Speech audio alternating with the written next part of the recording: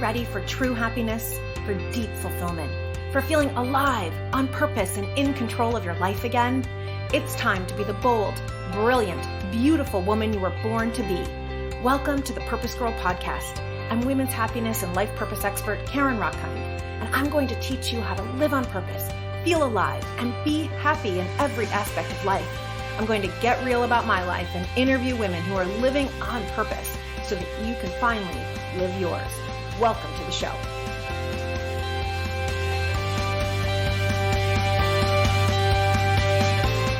Hello, Purpose Girls. So, question for you. Do you ever feel stuck? My guess is that you do, because I think we all do at some point in our lives. And what I've been thinking about lately are all the reasons why we as women get stuck so much. Like, have you ever felt so full of shame for something that you desire, or so full of shame about your body, or so full of shame about something? Or have you ever been so consumed by self-doubt, thinking there's no way I could do that, there's no way I could be that, there's no way I could take action on that, there's no way, who do I think I am? Or have you ever felt like your voice is stifled? Like you're sitting in a meeting at work and you have an idea and no one hears it. And then about 5 minutes later, someone else has the idea and everyone thinks that it's amazing. Or maybe you share your opinion or you speak your voice and someone tells you you're too emotional, you're too sensitive. And you feel completely stifled and stuck again. I've been thinking a lot lately about what it is that keeps us women so stuck. And that is what today's episode of the Purpose Girl podcast is all about. I call them the 7 sacred sins that are keeping women stuck. And I'm going to go through all 7. And then the most important thing, you might feel some anger rising in you. You might feel some frustration, some grief. You might also feel some validation in all the ways that we've been held down or victimized. And then I want you to rise, because the key to being stuck is to realize that you are never a victim in your life. You are the creator of your life. And we can turn any situation, rather than seeing it as being persecuted, we can see it as a challenge to rise to our greatness. And the answer to all of these is radical self-responsibility. Radical self-responsibility. And so we're going to talk about that too, and how you can rise in taking responsibility for how you move forward. Because you are never stuck, my friend. Ever, ever, ever. Of course, before we begin, I want to read the review of the week. And this is coming to us from Do the E. I love your name, Do the E. She says, wow, 5 stars. Your voice is so calming and a gift from God. Oh, that is so sweet. Literally 3 minutes into finding this podcast, I was hooked. I know what I'll be listening to every time I need to hear encouragement from a quote unquote friend. Thank you. Thank you, Do the E. That means so much to me. I can't even tell you. I love being all of your friends. And if any of you think we're friends and we don't know each other, we are friends. So you feel free to email me. You feel free to send me a message on Instagram. You feel free anytime. And I read all of that myself and I respond to all of it myself. So please be reaching out, because I do see us as friends. That's the community that we're building. We're changing the world together, one woman at a time, together. If you have not yet left your review, it would mean so much to me. Just hit pause on the podcast for 2 minutes, head on over to Apple Podcasts or wherever you listen, and leave 1 sentence. Leave 5 stars, 1 sentence, because every 5-star review that you leave helps more and more women around the globe find us and begin to change their own lives, and therefore change the lives of everyone around them. That's how we're creating community and changing the world one woman at a time. So in advance, thank you. Thank you for spending those 60 seconds or 120 seconds just to go over and leave that review. So I just got back from my Goddess Girls retreat in Miami, and it was incredibly glorious. I mean, it was everything that's like so fun, like champagne reception and yoga and meditation at sunrise, and then going into the ocean and skinny dipping for some of us and not skinny dipping for others. And we did painting and some art and dancing, and it was transformative in the way that every single woman shared the deepest pain and the greatest ways that they feel stuck in life, and us working together to push past all that is holding them back, all that is in their lives, all the crap that has come to them, and them literally pushing back. I do all these physical exercises where I have them literally push against me as if they were pushing against the stuckness, pushing against the shame, pushing against all that has been put upon them until they break free and they stand so tall, shoulders back, so confident like a queen, and reclaim their life. This retreat was the full range. We held each other in our tears as a woman shared how she is taking care of her ex-husband as he is in his final months before he dies, and how she's been sacrificing her own needs, and how, yes, she wants to be there for him and for her girls, but she also knows that she is worthy of her own life. How another woman had been betrayed by her husband who left her and then set up life with another young woman, and how he just bought this big beach house but wouldn't give her $1 in the divorce, and how she finally got out her anger, and how she finally said, he's not in control of my worth. I'm in control of my own worth. I'm in control of my own power. How a woman, after decades of different forms of abuse, sexual harassment by a boss, physical abuse by an ex-love, years of abuse, she finally, in her body, learned how to say no. And it was so powerful watching her say no at the beach, at night, into the ocean, declaring that she gets to say no and she gets to say yes. And then seeing her dance. Oh my goddess, this woman. We did these amazing dances where we would dance out the different archetypes of the goddess, like dance out the goddess of love and sensuality and feeling that sensuality in our bodies. I'm doing it right now. I wish you could see me. Like my arms can't even help it as I talk about it. Dancing out what I call the mermaid.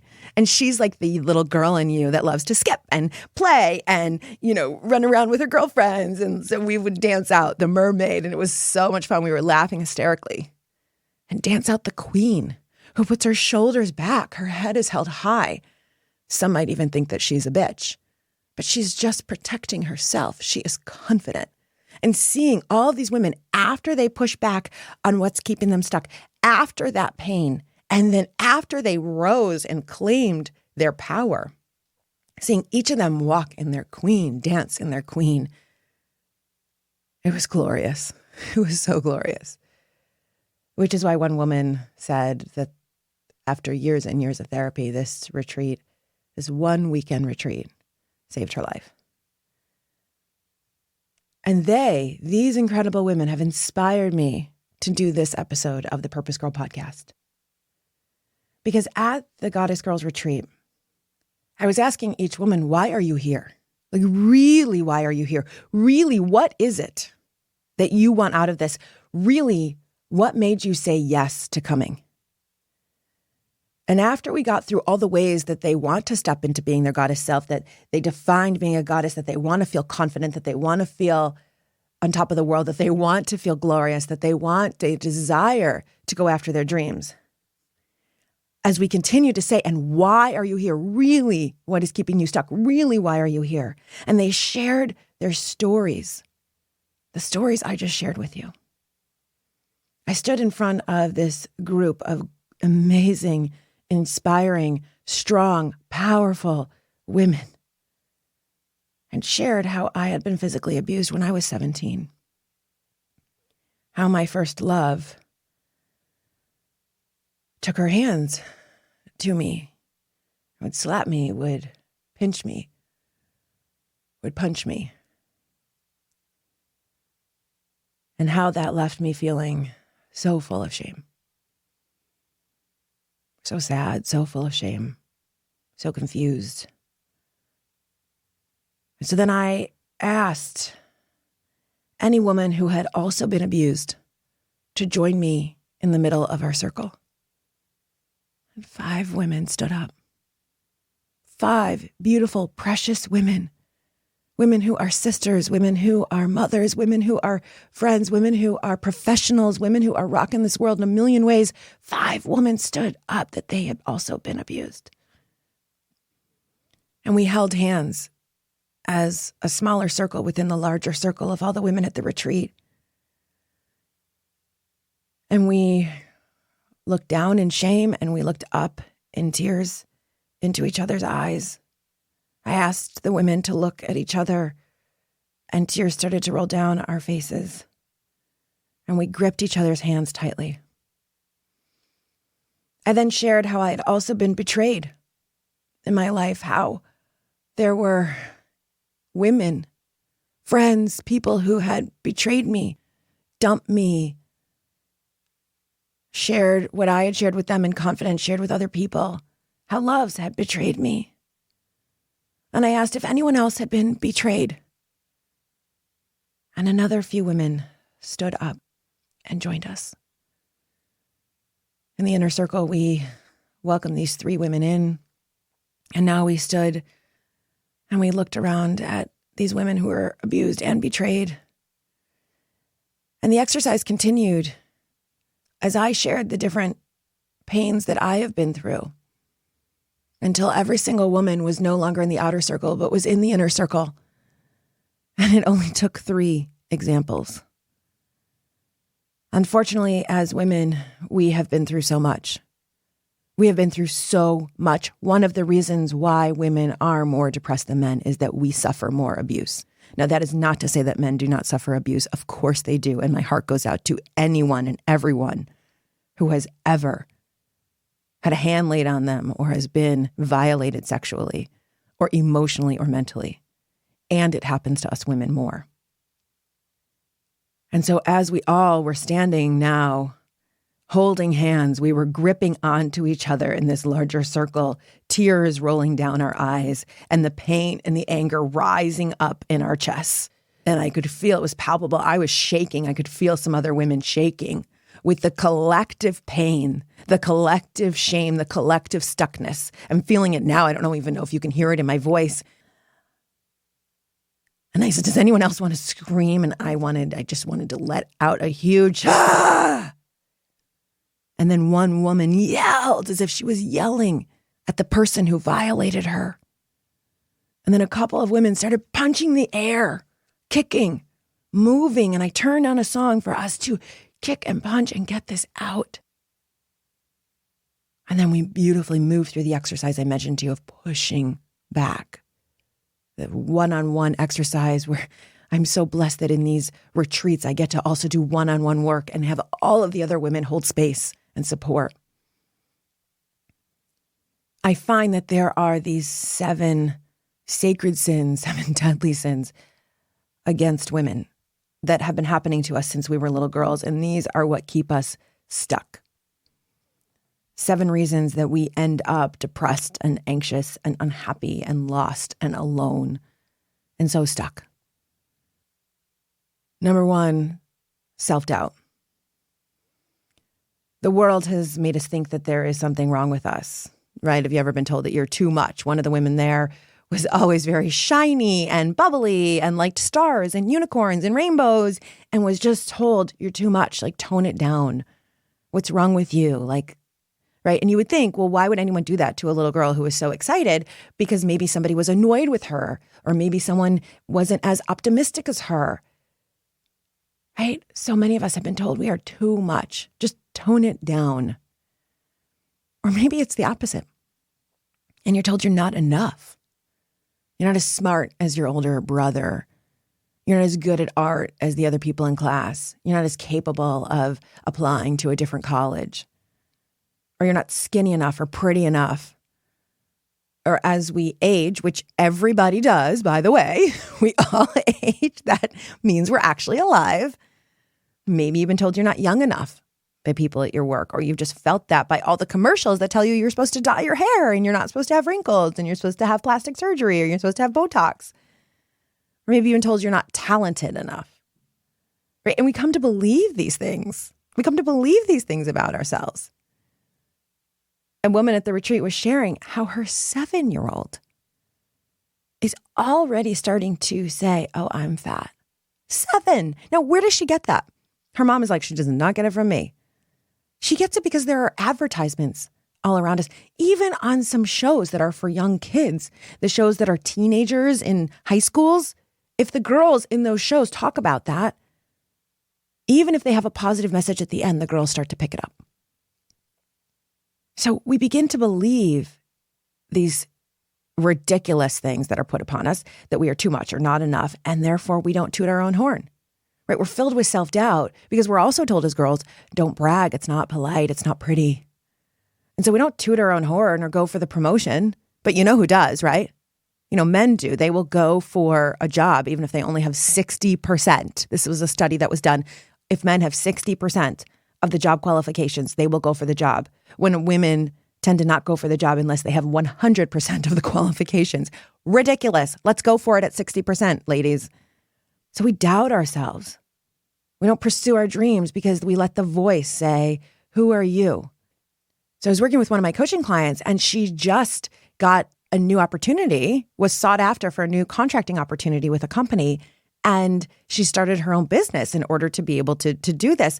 And this voice inside of her, I called her Poopy Pants because I wanted to give her some name, but this voice kept telling her, who are you to have your own business? And as we went through our coaching call, it was like, by the end of the call, like, who am I? I know what I'm doing. I am awesome at this work. I'm passionate about it, right? So self-doubt, one of the things that just keeps us stuck. But enough is enough. It is time to flip that and to shift that. And after I go through all 7, I'm going to share how. Number 2, closely related to self-doubt, but takes it even further, is self-hatred. Beyond just doubting ourselves, let's be honest that the world has made us hate our bodies, our faces, that there's something wrong with them if they don't look like a supermodel in Vogue, our skin, that if we have something natural like acne, then there's something wrong with us, or if it's a certain color. I was working with a woman in one of my coaching groups who is African American, and she broke down in tears that she grew up learning from society that there was something wrong with her just because of the color of her skin, that she came to hate the color of her skin because it was not what society said was more pristine, more beautiful. And it just made me so angry. It makes me so angry right now. I just want to say F you to society for doing that. Because her skin is beautiful. Or our hair, that there's something wrong with our hair. Or our butts, that our butts are supposed to be flatter or rounder, or whoever is a superstar right now and whatever their butt looks like, that's what our butt is supposed to look like. Or our breasts. You'll hear in an episode coming up on the Purpose Girl podcast how a woman started a whole company for other women to feel beautiful, in part because she read a Cosmopolitan magazine article when she was a little girl about what your breasts are supposed to look like, or different types of breasts. And she felt like were the ugly ones in the magazine that they were talking about. And so she felt ashamed, right? She came to hate them. And then, of course, we feel so much hatred toward our pussies. We come to think that our sensuality smells, that our periods are a curse, that our bodies need to be different in a million ways. I mean, let's be honest. According to a Glamour magazine article, 97% of the women surveyed said something mean about their bodies every day.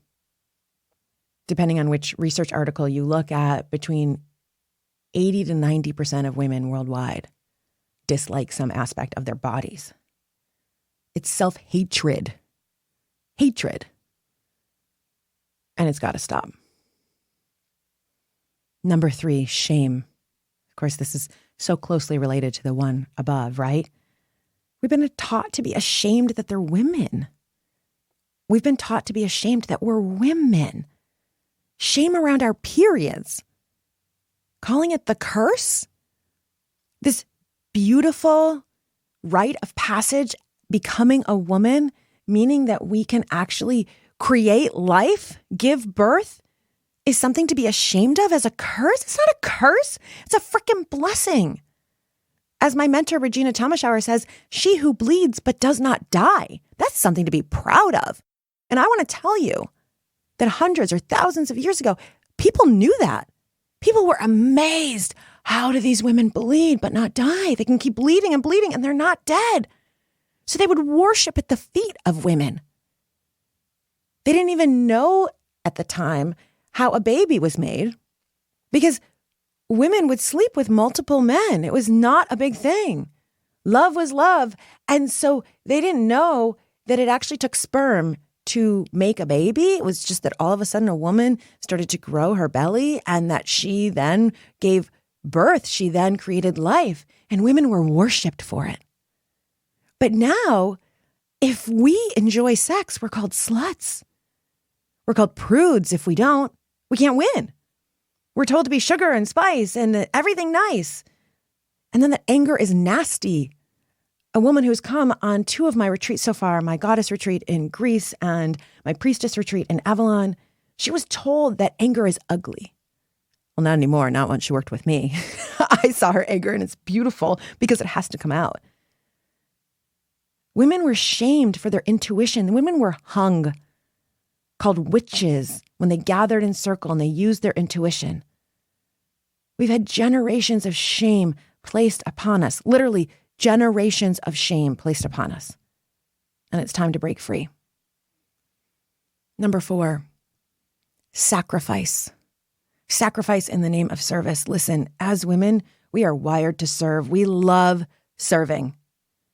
It's in our bones. It's in our body.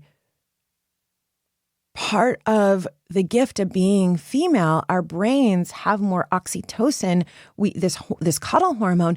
We are wired in times of stress to gather the children, gather the community, and to tend to them, and to connect and befriend. Men were out at war, and the women would care for the community. And so we love taking care of others. That's still in our DNA. That's still in our brains. We love taking care of others, and we live to please, right? Raise your hand if you are a pleaser. That's actually there's a strength in that, which is our wiring to care for others. It becomes a weakness when we completely sacrifice our own needs in order to please everybody else, right? It's like all your friends are going out for dinner and everybody says that they want Mexican and you just don't want to upset anybody. So you just don't say, oh, I really don't want Mexican. It makes me gassy. And then you go to the Mexican, you end up feeling bloated and gassy, but you completely sacrificed your own body's health for what everyone else needed. All the way from that to doing things at work that you just know are out of alignment or out of values. One of my coaching clients came to me. She was so miserable. She was working like 70 or 80 hours a week. Well, her beautiful partner was at home. And what she really wanted was to create a life with him. But she was answering her boss's, first of all, coming home so late at night, answering her boss's emails all the time, right? Like this, because she's so good at serving others. And then the office, there's such jerks in the office. And she wouldn't say anything. And so it was all bottling up inside of her.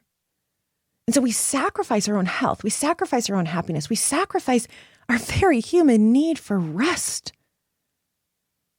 Because we think that we're supposed to sacrifice in order to be of service, right? We've come to believe that self-care is selfish. Like, who said that to us? We've come to feel guilty if we actually take care of ourselves a little bit. But if we serve from the reserves, if we are totally out of gas and you keep serving, you know then that that's when we become temperamental. That's when we get angry quickly. That's when we have nothing left. That's when we start to get resentful. We sacrifice and sacrifice because we think we're supposed to, and it's got to end. It is time to fill our own cups. Number 5, we have been stifled. Oh, girl, have we been stifled. We've been told that we are too emotional, too sensitive, too hyper. You talk too much. Just sit there and look pretty. Don't speak unless you're spoken to. Can you tell how angry I'm getting at all these? Like, I created this model and it just totally like is getting me so. It happened to me when I was a little girl. I think I've shared this story, but I will share it again. When I was a little girl, I grew up in a very loud, loving Jewish family, and everyone loves to talk and talk and talk, especially my older brother, who now is a criminal defense attorney. He's extremely successful, very well known in the state of Michigan. Like, he is a superstar, okay? He's turned his talking a lot and being right about everything, quote unquote, into an amazing career. And I love him for it. But when I was a little girl and he would just talk and talk and talk, and my dad would love to talk and talk and talk. And I remember one day I was a little girl and I was so frustrated. I wanted to talk. I wanted to share about my day. I wanted to share about whatever I had done in school that day. And so I pounded my fists on the table and I pounded my feet and I said, I want to talk. I want to talk. And my brother whips his head at me, looks me up and down and said, so talk. And then I had nothing to say. And I remained very quiet, near silent around my family for most of my life until the last few years. I would still be a ham because I found that I would get a lot of accolades, and I love performing. I just do. And so I would be happy and excitable and yay, and that girl. And I would not talk about what was going on with me at school, or I wouldn't share what I was feeling. That part I would just keep to myself. Right? We are told as women that we are too emotional, too sensitive. Or maybe at work, someone has tried to mansplain or just splain to you, right? I'll explain to you how it is. I was working with someone who supports our business recently, a company, and a man, and I don't even remember what I said, but then he went on to speak to me like, oh, little girl, let me tell you how it is. And I said, do not speak to me like that. Do not try to explain anything to me. I know what I'm talking about. I'm happy to hear. I'm happy to learn from you, but we're going to have to talk in a different way, right? So we've been stifled. We've been told don't speak unless you're spoken to. Our voices have been quieted, and they still are, even in cases of abuse. So a woman who came on one of my retreats and had been abused physically, almost died from abuse and ended up in the hospital. The police came and said, are you going to press charges? And she said, no. And he said, well, then you're like all the other women who are letting him get away with it. And she said, well, you don't have to live in my shoes where he knows where I live. He's bigger than me. He might actually finish the job next time. Right? People wonder, why do women hold in counts of abuse for 10 years, 20 years, 30 years, 50 years? Because we're scared. We're scared that they are going to come and finish the job. We're told, don't tell anyone about this. Or another one of my clients who was sexually abused when she was a little girl, when she was around 10, and was told, don't tell anyone about this or I'll hurt you. People who are bigger than us constantly would tell us to stay quiet. And so our voices are stifled. And then we end up with that lump in our throat. Well, that lump in your throat is because you have something to say. One of the things I love doing in my work is giving women a space to speak their whole truth and their whole voice. So at this Goddess Girls retreat, I taught the women that when one of them wanted to share something, to say to the group, I have something to say. And then we all would turn to her and we would all say it, goddess. And I learned that from a dear friend of mine, Rachel Hudson. And so we all said, say it, goddess. And the women just loved it. It was like eating it up. Can you imagine like 15 women saying, say it, goddess? And it was like, yes, I'm going to speak my truth.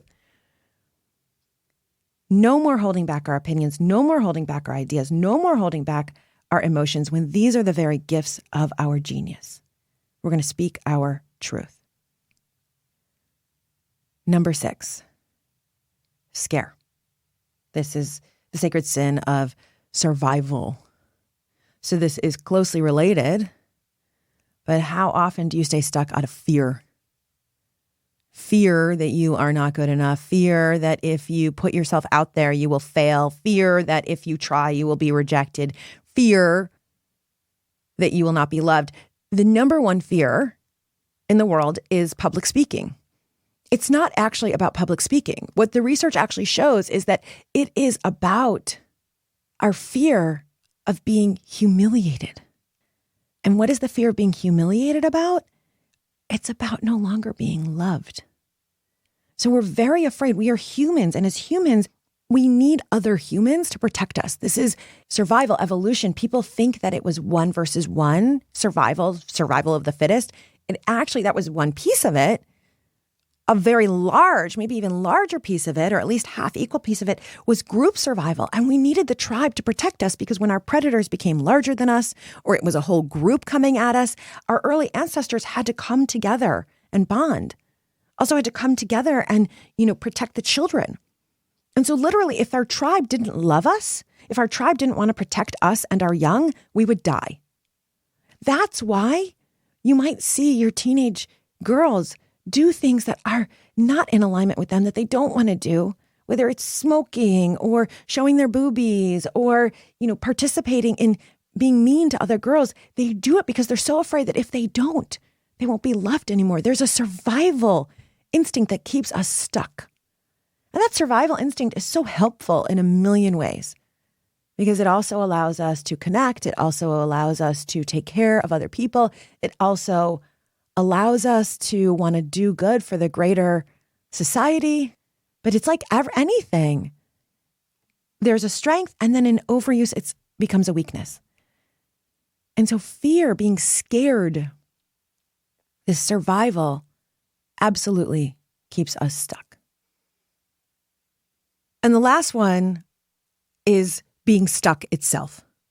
Just the idea of stuckness keeps us stuck, right? So we stay where we are because we are so afraid of moving forward. And of course we do. That is because we so much want to be loved. We're afraid that if we actually go for the new job and we fail, then we'll be humiliated and embarrassed and no longer be loved. We stay stuck and we don't try for the new business because we're so afraid that if other people reject us, then that part of us that wants to be loved just can't even handle it. And so we stay where we are. We don't break up with the person that we should. We stay stuck in the relationship because we're so afraid that we'll never find love again, or we're so afraid that we can't make it on our own, or a million other reasons. If those two don't fit for you, there are a million reasons. Staying stuck, right, is a survival mechanism. We just talked about survival. So there is fight, flight, and freeze. And it's very normal, actually, to freeze in paralysis. And so I've talked to women who have stayed stuck in a relationship. One of my clients stayed stuck in a relationship in her marriage for 10 years when she knew she shouldn't. 10 years. And I do not, no judgment, do not blame her. Because it's scary, it's hard. And she had the thought, if I just stay, everything will get better. But the thing is that life moves on. Her children got older. Various aspects, she would see her friends move on in different relationships or different careers, and she just would stay stuck. And when we stay stuck, by the way, in one area of our life, you may not stay stuck in all the areas of your life, but it influences all other areas. It's impossible not to. We can't just have a feeling in one area and it not carry through. Humans are actually meant to evolve. We're meant to age. We do age. We can't help it. It's part of, right? We are either growing and aging and moving forward, or we're dead. Our cells regenerate every 7 years. You are literally not the same person. You do not have the same body mass that you did 7 years ago. So there's actually no such thing as staying stuck. It's as if the world is moving on and you're not. But the world moves on and you do too. You're just in the same place, and it is a sacred sin. Now, let me be clear. These are not sins that we've committed against ourselves. They do end up being committed against ourselves, but we did not bring these on. You did nothing to attract shame. You did nothing to bring on self-hatred. You did nothing to be stifled in your voice. You are not at fault for being filled with shame around being a woman. You are not at fault for being taught that we are supposed to sacrifice and sacrifice. And I'm not even going to blame our mothers or grandmothers. This is a societal issue. This is culturally what has been done to women and what we've taken on. Now, this is key. We also are not doing this episode. I'm not sharing this tool of mine, and this is one of my tools. I'm not sharing this with you to go and hate. This is not man hating. This is not mother hating, grandmother hating, grandfather hating, or society hating. I'm simply explaining where all of that came from. Now, you can get angry. I'm feeling angry right now in my body. As I do, I feel anger. I feel grief when I share this tool with people. And it's actually intended for that. Because we actually have to move this stuff out of our body. All of this gets stuck in our bodies. And then we wonder why we end up with disease. You wonder why you end up with irritable bowel. Well, because all that is sitting in your belly and making you anxious and making you feel crappy. And it's eating. It's like the acid starts to eat your belly. Or you wonder why you end up with all this stress in your shoulders because you're carrying the weight of all of this on you. Or you wonder why you've gained extra weight because we protect ourselves with extra weight because we eat our emotions. Because actually, when you have all this stress hormone, cortisol, when you are stressed, you get a shot of cortisol. That's what gives you adrenaline to fight or to flee. And it's supposed to be out of your body in 90 seconds. But if you don't run, if you don't get that adrenaline out, it stays in your body and it becomes poison. That is what we know from the research. And that's why we end up with like a tire around our bellies when we feel this way. So you actually have to move it out of your body. So I want you to get angry. I want you to move your grief. Now, here's the thing. We do get it out, but we get it out in the wrong ways, right? This is when we start yelling at someone. We start taking it out on someone. Instead, I want you to have a practice where you get it out of your body. Like I took one woman at Goddess Girls at night, just the two of us, to the ocean. So she could scream into the ocean in safety, not at anybody, not at herself. Right? Because if we don't get it out, then we turn it on ourselves and more self-hatred, right? That's the thing. So she could get it out in a safe space. I taught her how to move her arms to say no to what doesn't serve her. I taught her how to move her body and get this stuff out. So one aspect is getting it out. And the other aspect then is taking radical self-responsibility for your own life. Where you say, yes, these are things that have happened to me. And these are things that have happened for me. I'm not going to allow them to keep me stuck anymore. I'm going to use them as fuel to move forward. And that's what I love teaching. That's why I love doing retreats. That's why I love doing coaching. I love nothing more than if you would come and spend a half day or a day with me in my house, we are going to get this stuff out and you are going to rise. That's what I love doing at a retreat. That's why you got to make it to one of my retreats, girl. Like this is where our power is at. And then we can step into our goddess selves. So radical self-responsibility says you will take care of your emotions. You will no longer stuff them down and allow them to get you stuck. You will learn how to work with your emotions. You will learn to move your body. You will learn to use this tool that you've been given. You will get your voice out in a healthy way. And then you will rise. Taking radical self-responsibility means that you do not allow any of these situations to let you be a victim. There is a tool that I love. It's called a dreaded drama triangle. And then the opposite is the empowerment dynamic. And it's that anytime we feel like we're a victim at the bottom of the dreaded drama triangle, we can shift it. Imagine a downward triangle. And then you take that victimhood and you flip it. And now you've got an upward triangle. Basically, you can shift anytime you're a victim to a victor or from the victim to creator.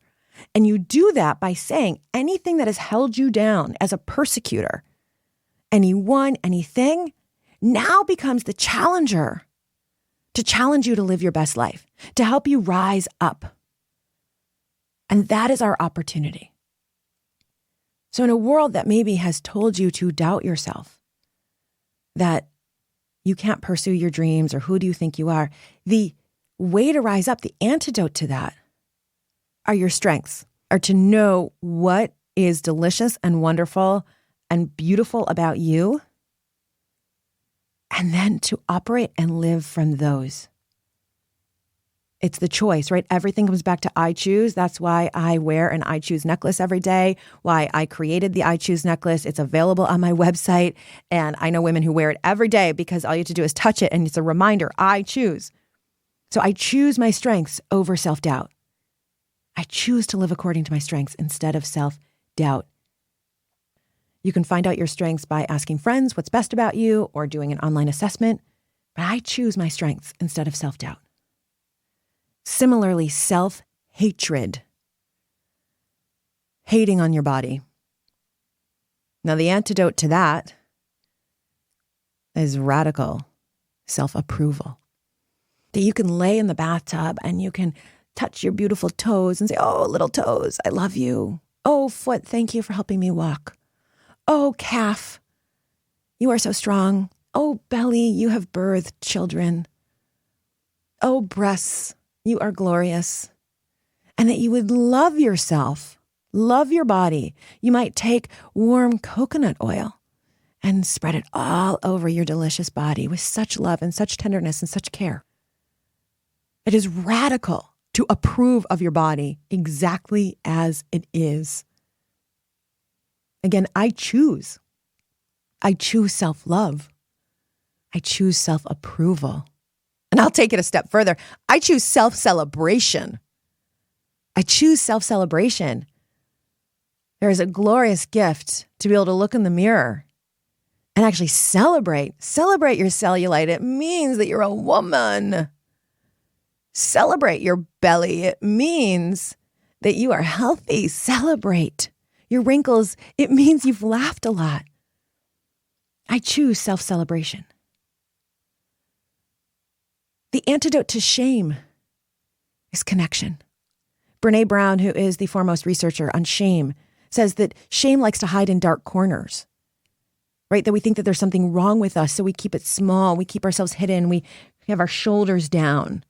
One of the women who came to Goddess Girls came and she had her shoulders hunched over and her hands on her lap like she was being small. And at the beginning of the retreat, she had said, I don't really know what my desires are. I'm not sure what I want in life. At the end of the retreat, she said, oh, I know what I want. I've just been too afraid. And at the end of the retreat, she had her arms stretched out, full on, as if she was 8 feet tall, and said, I know why I'm here. I had thought that I didn't know my desires, but I actually do know exactly what I want to do. I had just been afraid. And she said that she had turned down a job opportunity that she had really wanted, but she was going to call the right back and take it. Shame likes to hide in dark corners. And so as soon as we share our shame, right, that's what that circle within a circle exercise was. As soon as I say I was abused, then anyone who has felt ashamed of their abuse, the shame starts to dissipate because we go, oh, okay, I'm not alone. Shame can't hide in connection. And so that's why we all came together through our pain, through our shame, and we're able to rise from it because shame cannot stand connection. So connection is the radical self-responsibility tool. Radical self-responsibility. And again, I choose connection. It's why I hold retreats. It's why I do my 4-month Empowered program to come together in sisterhood. It's why I'm going to start holding Purpose Girl Alive events coming soon. I can't wait to tell you guys about it because I want you to come together in sisterhood because we can't hide anymore.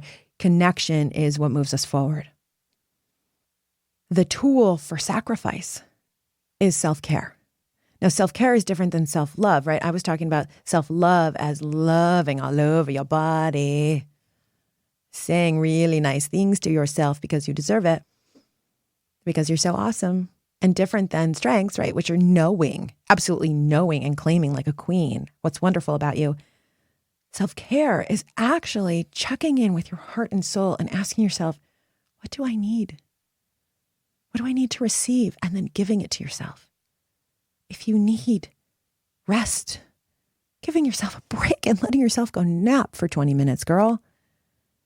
If you need some fresh air, even if you're a caretaker, God, 3 of the women in this group were caretakers for others. Sometimes they have to get outside and they need some fresh air. Or do you need to sweat it out and get to a gym or to a class? Do you need to elevate your creativity? These are not anything to feel guilty over. These are things to celebrate. The antidote is to know that you are worthy, to know that as you take care of yourself, as you fill your cup, and you serve from the overflows, you're actually serving in a more powerful way. You're actually able to give more. And so I like to say self-care is not selfish. Self-care is otherish because it helps other people when you take care of yourself. That is the antidote. I choose self-care. Stifled, right? Being quieted because you've been told that you're too emotional or too much, too hyper, you shouldn't speak.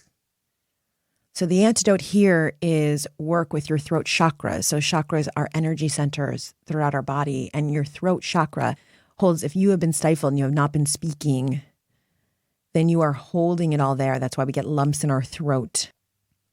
And so the antidote here is to begin practicing, I choose to speak my truth. I would start in small ways, right? Like that example of if your friends are going for Mexican and you don't want it, letting that be a safe place to say, oh, I know you guys love Mexican so much. And last time it made my belly feel bad. So how about we choose something else? Right? It doesn't have to be obstinate. It doesn't have to be angering. It can be truthful.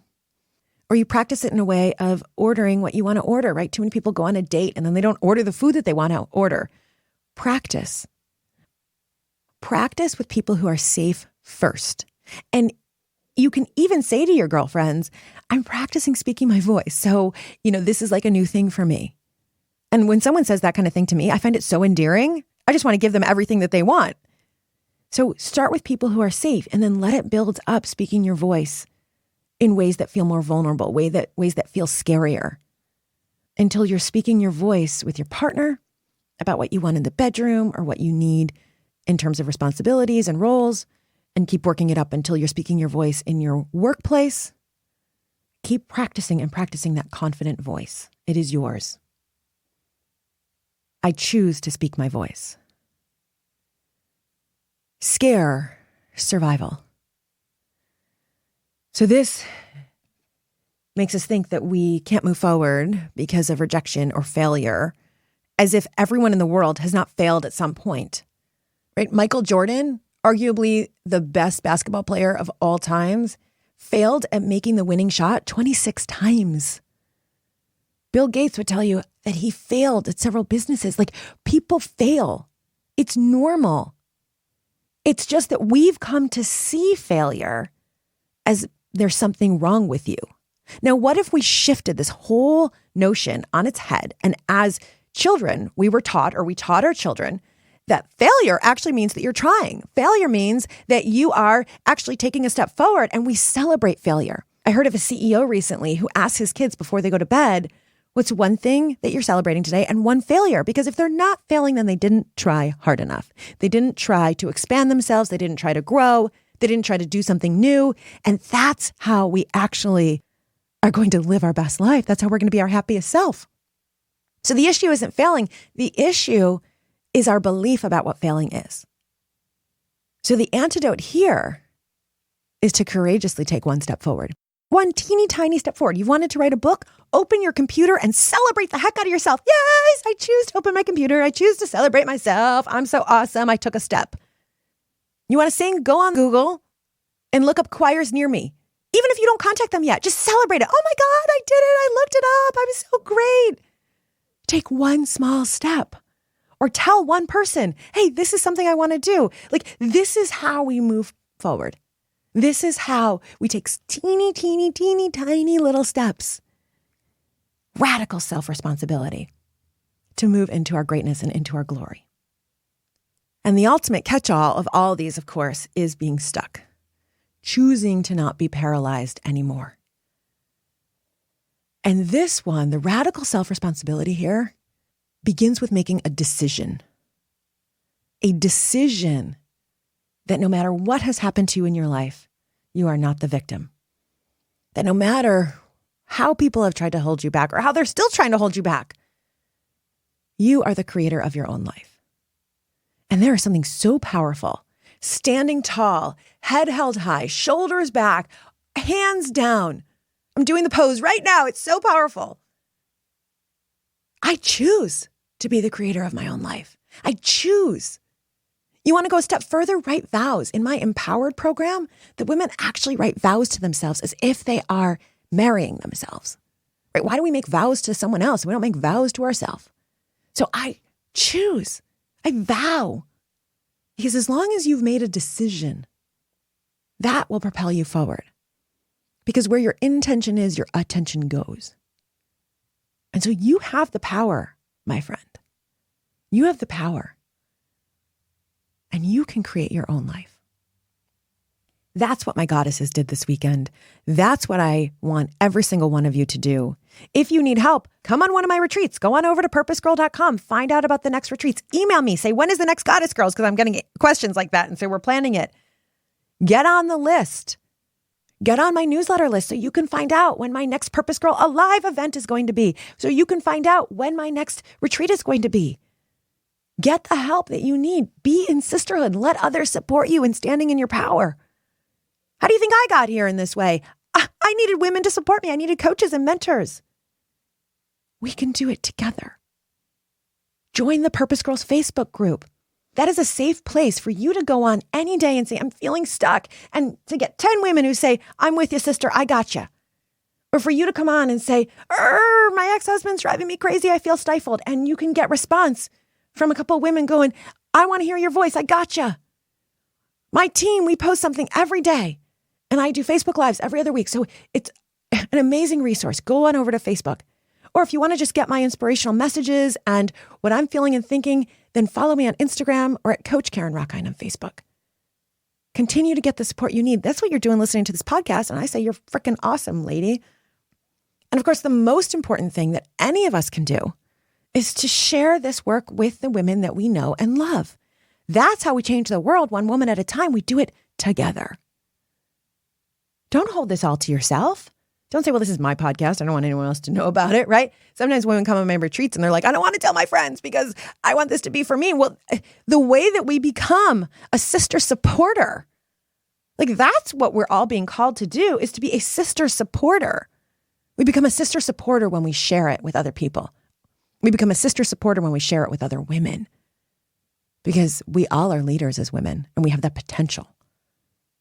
And so I thank you for listening to this episode of the Purpose Girl podcast. I hope it inspired you. I hope it helps you rise up. I hope it helps you take steps forward. If it did, go on over to PurposeGirl.com. Under the blog in this episode, leave a comment. Tell me how this episode impacted you and moved you. Or go on over to Apple Podcasts and leave your review. Tell me. I want to hear, how is this supporting you and moving you forward?